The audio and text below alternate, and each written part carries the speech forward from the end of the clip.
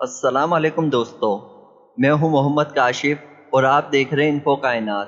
ایک بزرگ فرماتے ہیں، میں 1 سال سخت ترین گرمی کے زمانے میں حج کو چلا۔ لو بڑی شدت سے چلتی تھی۔ ایک دن جب میں وسط حجاز میں پہنچا تو اتفاقاً قافلے سے بچھڑ گیا اور مجھے کچھ گنودگی سی آ گئی۔ آنکھ جو کھلی تو اس جنگل بیابان میں ایک آدمی نظر آیا، تو میں جلدی اس کی طرف چلا تو دیکھا ایک کمسن لڑکا تھا جس کی داڑھی بھی نہ نکلی تھی اور اس قدر حسین کہ گویا 14ویں رات کا چاند ہے بلکہ دوپہر کا سورج۔ اس پر ناز و نعمت کے کرشمے چمک رہے ہیں۔ میں نے اس کو سلام کیا۔ اس نے کہا، ابراہیم۔ وعلیکم السلام۔ میرا نام لینے پر مجھے انتہائی حیرت ہوئی اور مجھ سے سکوت نہ ہو سکا۔ میں نے بڑے تعجب سے پوچھا کہ ساج زادے، تجھے میرا نام کس طرح معلوم ہوا؟ تو نے تو مجھے کبھی دیکھا بھی نہیں۔ کہنے لگا، ابراہیم، جب سے مجھے معرفت حاصل ہوئی ہے میں انجان نہیں بنا، اور جب سے مجھے وصال نصیب ہوا ہے کبھی فراق نہیں ہوا۔ میں نے اس سے پوچھا، اس سخت گرمی میں اس جنگل میں تجھے کیا مجبوری کھینچ کر لائی ہے؟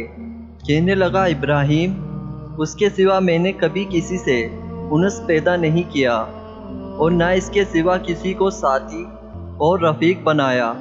میں اس کی طرف بالکل منتقل ہو چکا ہوں اور اس کے معبود ہونے کا اقرار کر چکا ہوں۔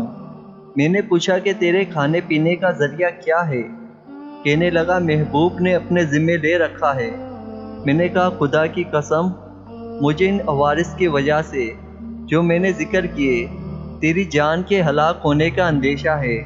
تو اس نے روتے ہوئے کہ اس کی آنکھوں سے آنسوؤں کی لڑی موتیوں کی طرح سے اس کے رخساروں پر پڑ رہی تھی، اور چند شعر پڑھے جن کا ترجمہ یہ ہے، کون شخص ڈرا سکتا ہے مجھ کو جنگل کی سختی سے، حالانکہ میں اس جنگل کو اپنے محبوب کی طرف چل کر قطع کر رہا ہوں اور اس پر ایمان لا چکا ہوں۔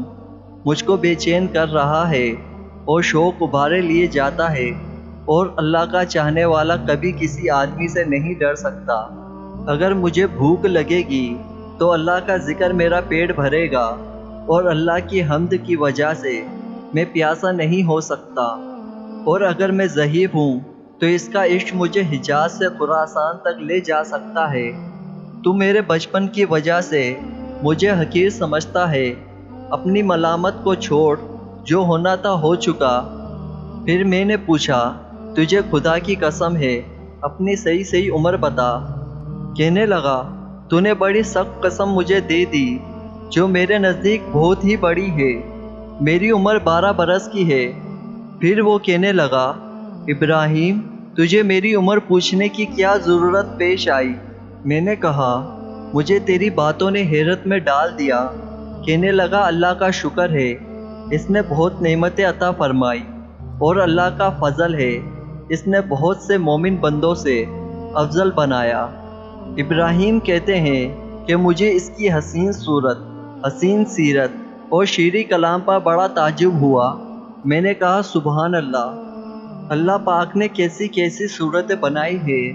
اس نے تھوڑی دیر نیچے کو سر جھکا لیا، پھر اوپر کی طرف نظر اٹھا کر بہت ترچھی اور کڑوی نگاہ سے مجھے دیکھا اور چند شعر پڑھے جن کا ترجمہ یہ ہے، اگر میری سزا جہنم ہے تو میرے لیے ہلاکت ہے۔ اس وقت میری یہ رونق اور خوبصورتی کچھ کام نہ آئے گی۔ اس وقت میری ساری خوبیوں کو عذاب عیبدار بنا دے گا اور جہنم میں طویل عرصے تک رونا پڑے گا۔ اللہ تعالیٰ فرمائے گا، بدترین غلام، تو میرے نافرمانوں میں ہے۔ تو نے دنیا میں میرا مقابلہ کیا، میرے حکم کی عدولی کی، میرے عہد و پیمان کو بھول گیا تھا، یا میری قیامت کی ملاقات کو بھول گیا تھا۔ اے ابراہیم، تو اس دن دیکھے گا کہ فرما برداروں کے منہ 14ویں رات کی چاند کی طرح چمک رہے ہوں گے، اور حق اللہ تعالیٰ شانہ اپنے اوپر سے انوار کے پردے ہٹا دیں گے، جس کی وجہ سے یہ فرما بردار اس پاک ذات کی زیارت سے ایسے مبہوت ہو جائیں گے کہ اس کے مقابلے میں ہر نعمت اور ہر راحت کو بھول جائیں گے، اور حق اللہ تعالی شانہ ان فرما برداروں کو ہیبت اور خوشنودی کا لباس پہنائیں گے، اور ان کے چہروں کو رونق اور شادابی عطا ہوگی۔ یہ اشعار پڑھ کر کہنے لگا، اے ابراہیم، مہجور وہ ہے جو دوست سے منقطع ہو گیا، اور وصال اس کو حاصل ہے جس نے اللہ تعالیٰ کی اطاعت سے وافر حصہ لیا۔ اے ابراہیم، اپنے سفر کے ساتھیوں سے بچھڑ گئے ہو؟ میں نے کہا ہاں، میں ایسے ہی رہ گیا۔ تجھ سے اللہ کے واسطے سوال کرتا ہوں، تو میرے لیے دعا کرے کہ میں اپنے ساتھیوں سے جا ملوں۔ میرے اس کہنے پر اس لڑکے نے آسمان کی طرف دیکھا اور کچھ آہستہ آہستہ زبان سے کہا۔ مجھے اس کے ہونٹ حرکت کرتے ہوئے معلوم ہوئے۔ اس وقت مجھے وقتاً نیند کا جھونکا سا آیا یا بے ہوشی سی ہوئی۔ اس سے جو میں نے افاقہ پایا تو قافلے کے بیچ میں اونٹ پر اپنے آپ کو پایا۔ میرے اونٹ پر جو میرا ساتھی تھا وہ مجھ سے کہہ رہا تھا، ابراہیم ہوشیار رہو، سنبھلے رہو، ایسا نہ ہو اونٹ پر سے گر جاؤ۔ اور اس لڑکے کا مجھ کو کچھ پتہ نہ چلا کہ وہ آسمان پر اڑ گیا یا زمین کے اندر اتر گیا۔ جب ہم راستہ طے کر کے مکہ مکرمہ پہنچ گئے اور میں حرم شریف میں داخل ہوا تو کیا دیکھتا ہوں کہ وہ لڑکا کعبہ شریف کا پردہ پکڑے ہوئے رو رہا ہے اور چند شعر پڑھ رہا ہے جن کا ترجمہ یہ ہے، میں کعبے کا پردہ پکڑ رہا ہوں اور بیت اللہ کی زیارت بھی کر رہا ہوں، لیکن دل میں جو کچھ ہے اس کو اور راز کی بات کو تو خوب جانتا ہے۔ میں بیت اللہ کی طرف پیدل چل کر آیا ہوں، کہیں سوار نہیں ہوا، اسی لیے کہ میں باوجود اپنی کم سنی کے فرفتہ عاشق ہوں۔ میں بچپن ہی سے تجھ پر مرنے لگا ہوں، جبکہ میں عشق کو جانتا بھی نہ تھا۔ اگر لوگ ملامت کرے کسی بات پر تو میں بھی عشق کا طفل مکتب ہوں۔ اے اللہ، اگر میری موت کا وقت آ گیا ہے تو شاید میں تیرے وصل سے بہرے یاب ہو سکوں۔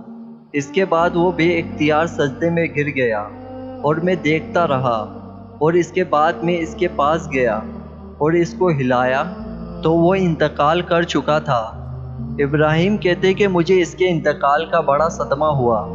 میں وہاں سے اٹھ کر اپنی قیام گاہ پر آیا اور اس کے کفن دینے کے لیے کپڑا لیا اور مدد کے لیے ایک دو آدمی ساتھ لیے اور وہاں پہنچا جہاں اس کا انتقال ہوا تھا، مگر اس کے جسم کا کسی کو پتہ نہ چلا۔ وہاں دوسرے حاجیوں سے دریافت کیا، مگر کسی کو بھی پتہ نہ تھا کہ کسی نے اس کو دیکھا، تو میں سمجھا اللہ تعالیٰ نے اس کو لوگوں کی آنکھوں سے پوشیدہ فرما رکھا تھا۔ میں وہاں سے اپنے قیام گاہ پر واپس آ گیا۔ مجھے کچھ غنودگی سی آ گئی تو میں نے اس کو خواب میں دیکھا۔ وہ ایک بہت ہی بڑے مجمع میں ہے اور سب سے پیش ہے، اور اس پر اس قدر نور چمک رہا ہے اور ایسے عمدہ جوڑے ہیں کہ ان کے صفت بیان میں نہیں آ سکتی۔ میں نے اس سے پوچھا، تو وہی لڑکا ہے؟ کہنے لگا، میں وہی ہوں۔ میں نے پوچھا، کیا تیرا انتقال نہیں ہوا؟ اس نے کہا، میرا انتقال ہو گیا ہے۔ میں نے کہا، میں نے تجھے کفن و تدفین کے لیے بہت تلاش کیا، کہیں پتہ نہ چلا۔ کہنے لگا، اے ابراہیم سن، جس نے مجھے میرے شہر سے نکالا اور اپنی محبت میں فرفتہ کیا اور میرے عزیز و اقارب سے جدا کیا، اسی نے مجھے کفن دیا اور کسی دوسرے کا محتاج نہیں بننے دیا۔ میں نے پوچھا، اللہ تعالیٰ نے مرنے کے بعد تیرے ساتھ کیا معاملہ کیا؟ اس نے کہا، اللہ تعالیٰ نے مجھے اپنے سامنے کھڑا کیا اور فرمایا، تو کیا چاہتا ہے؟ میں نے عرض کیا، الہا، تو الہی مقصود ہے اور تیری ہی مجھے آرزو ہے۔ فرمایا، بے شک تو میرا سچا بندہ ہے اور جو تم مانگے اس کے لیے کوئی رکاوٹ نہیں ہے۔ میں نے عرض کیا، میں یہ چاہتا ہوں کہ میرے زمانے کے تمام آدمیوں میں میری سفارش قبول فرما لے۔ ارشاد ہوا کہ ان سب کے بارے میں تیری سفارش مقبول ہے۔ ابراہیم کہتے ہیں کہ اس کے بعد اس لڑکے نے خواب میں مجھ سے رخصتی مصافحہ کیا اور میں نیند سے بیدار ہو گیا۔ میں نے حج کے جو ارکان باقی تھے وہ پورے کیے، مگر اس لڑکے کی یاد سے اور اس کے رنج سے میرے دل کو قرار نہ تھا۔ میں حج سے فارغ ہو کر واپس ہوا، لیکن حالت یہ تھی کہ راستے میں سارے قافلے والے یہ کہتے تھے کہ اے ابراہیم، تیرے ہاتھ کی مہک سے ہر شخص حیران ہے، کیسی خوشبو آ رہی ہے۔ اور اس واقعے کے نقل کرنے والے کہتے ہیں کہ مرنے تک ابراہیم کے ہاتھوں سے وہ خوشبو آتی رہی۔ امید کرتا ہوں کہ آپ کو یہ میری ویڈیو پسند آئی ہوگی، تو پلیز اس ویڈیو کو لائک کریں، اپنے دوستوں میں شیئر کریں اور میرے چینل کو سبسکرائب کریں۔